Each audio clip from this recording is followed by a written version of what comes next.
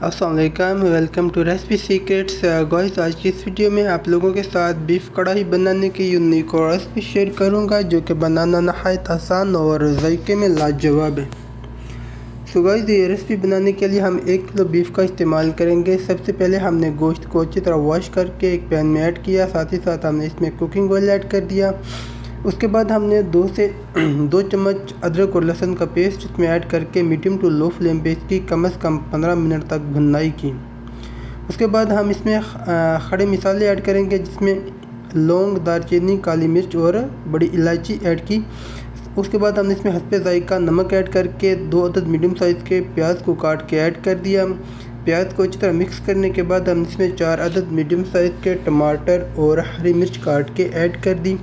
उसके बाद हमने इसको 15 मिनट तक के लिए दम पे लगाया। उसके बाद हमने इसमें हस्बे ज़रूरत पानी ऐड करके ऊपर से कवर कर दिया ताकि हमारा जो गोश्त है अच्छी तरह टेंडर हो जाए।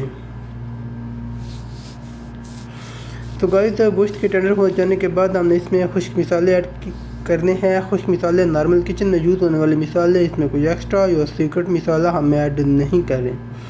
तो गाइस, ये मसाले ऐड करने के बाद हम इसको मीडियम टू लो फ्लेम पे इसकी कम से कम 15 मिनट तक भुनाई करेंगे। उसके बाद हम इसमें थोड़ी मिकदार में हरा धनिया ऐड करेंगे खुशबू को इन्हेंस करने के लिए।